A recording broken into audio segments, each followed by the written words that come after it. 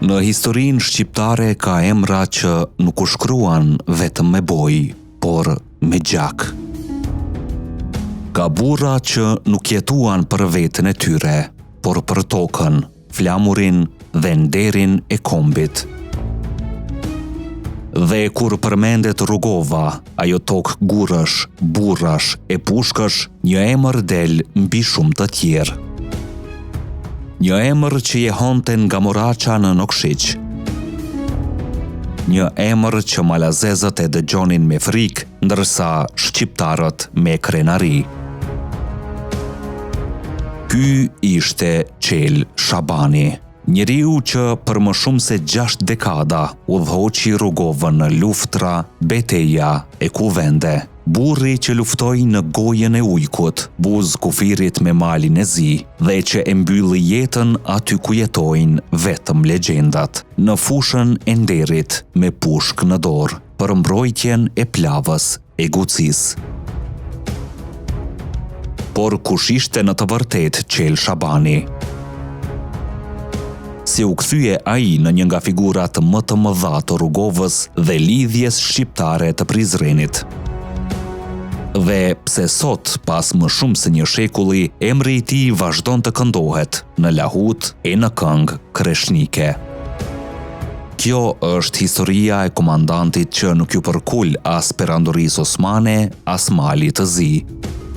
Historia e një trimi që la pas jo vetëm kujtime, por një epokë të tërë krenarie shqiptare.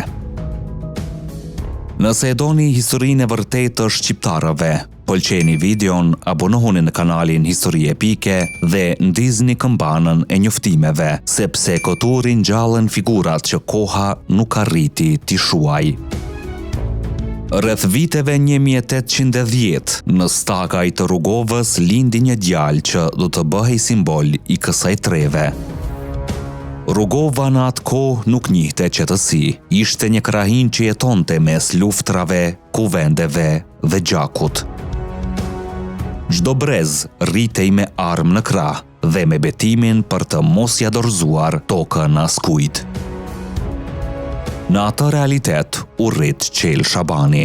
Ai u lind në një familje me tradita të forta luftarake, që në moshë të hershme u dallua për guxim të jashtëzakonshëm dhe për një karakter që nuk njihte frikë. Rugova e asaj kohe nuk i falte të dobtit, vetëm burrat që dinin të luftonin mbijetonin, dhe Qela u kalit mes maleve të ashpra, duke u përgatitur që fëmijë për betejat që do ta prisnin. Sipas rrëfimeve popullore, në rininë e tij kishte jetuar për një kohë në Nokšiq. Pikërisht aty ndodhi një nga ngjarjet që do ta kthente emrin e tij në legjendë. Sipas gojdhanave, thuhet se ai u përfshi në një luftim me një malazez të quajtur Urosh. Përplasja ishte e egër, por Qel Shabani doli fitimtar. Sipas zakoneve të kohës, ai ja preu kokën ushtarit kundërshtar dhe e mori me vete si dëshmi të fitores.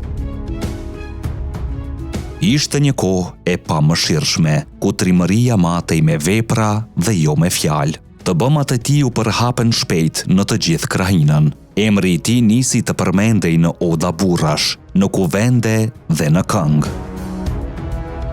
Dhe kur ishte vetëm 22 vjeç, Qel Shabani u nderua me medalje për trimërinë e treguar në beteja. Një moshë e re, por një emër tashmë i madh.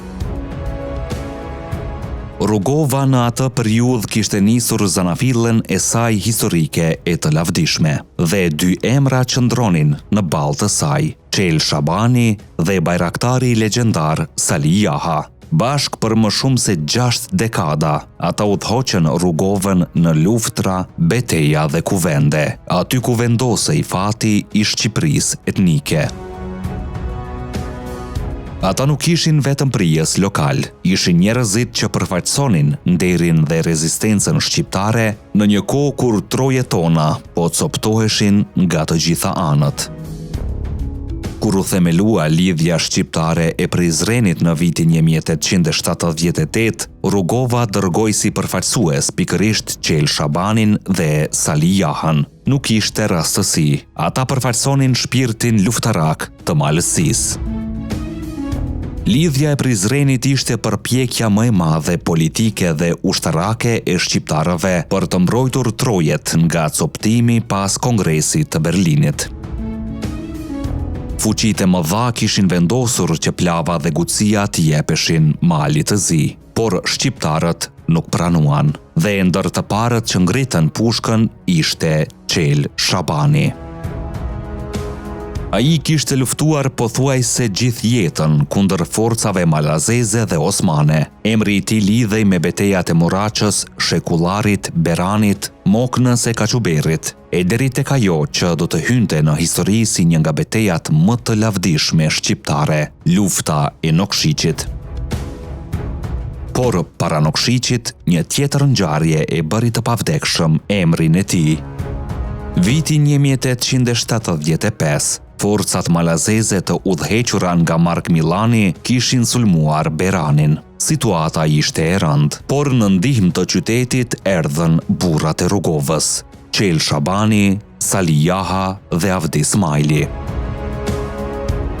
Lufta ishte e ashpër, përleshje trup me trup zgjatën me orë të tëra, dhe pikërisht aty Qel Shabani tregoi jo vetëm trimëri, por edhe një guxim që hyri në folklorin shqiptar. Pas përfundimit të betejës, ai hyri në kishën e Beranit bashkë me 3 malsor dhe mori 4 kumona si trofe lufte. Ngjarja u përjetësua nga rapsodët shqiptar në këngët epike. Zot kush hini në kishë më i pari, 3 malsor e Qel Shabani. Qel Shabani me 3 malsor i kanë marrë 4 kumon. Këto vargje nuk ishin vetëm këngë, ishin mënyra se si populli ruante kujtesën e burrave të mëdhenj. 2 nga kumonat thuhet se mbetën në Pej, 1 në Gjakov, ndërsa më e bukura ju dërgua sultanit në Stamboll, dhe rapsodi e mbyllte këngën me krenari. Nam të madh i kanë lanë vetit. Por megjithatë, as Berani dhe as Moraqa nuk do ta bënin aq të pavdekshëm sa lufta e Nokshicit. Viti 1879, Plava dhe Gucia rrezikoheshin të pushtoheshin nga Mali i Zi. Shqiptarët organizuan një nga qendresat më të mëdha të shekullit. Në krye të kësaj ushtrie qëndronin komandantët legjendar Jakub Ferri dhe Qel Shabani. Forcat shqiptare njiheshin si ushtria e bardhë.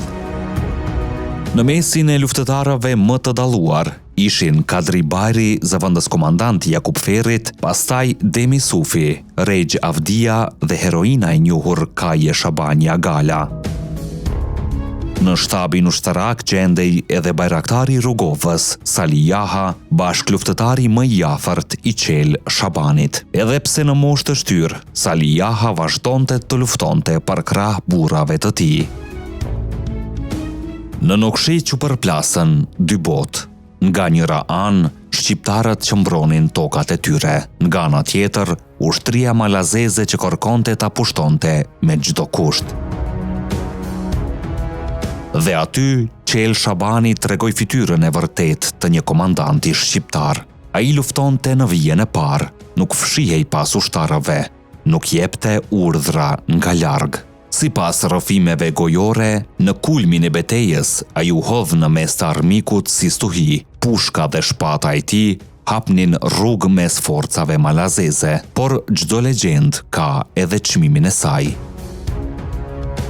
Më 21 janar 1880 pranë urës së Plavës, Qel Shabani ra heroikisht në fushën e nderit, bashkë me Jakub Ferrin dhe shumë trima të tjerë shqiptar.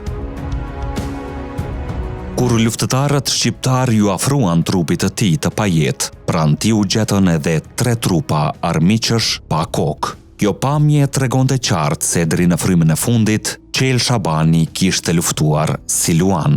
Ai nuk ishte dorëzuar, nuk ishte tërhequr, kishte marrë me vete edhe armiqt e fundit. Kjo Kjo pamje na kthe në kohë tek dy luftimi I pari dokumentuar I Shabanit, prerja e kokës së ushtarit malazez. Tani, dekada e dekada pas, ishin pasardhësit e atij malazezi që shtriheshin te këmbët e Qel Shabanit me kokat e tyre të prera. Në vendin e rënjës, General Qel Shabani u varos me nderimet më të larta ushtarake të kohës.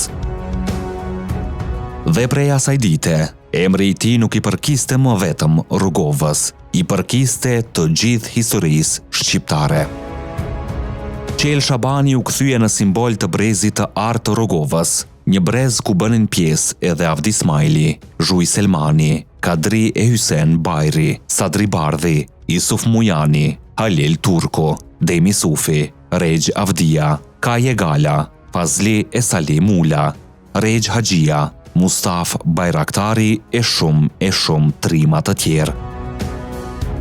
Ata ishin plejada që mbajti gjallë kufijt shqiptar me pushk në dorë, dhe ndoshta pikërisht për këtë arsye, edhe sot kur përmendet Rugova, përmendet edhe Qel Shabani, sepse ai nuk ishte vetëm një luftëtar, ishte vetë fryma e qëndresës shqiptare. Një burr që jetoi gjithë jetën në luftë, një komandant që nuk e la kurrë armën nga dora, një hero që zgjodhi të bjerë në fushën e betejës e jo të jetoi I nënshtruar.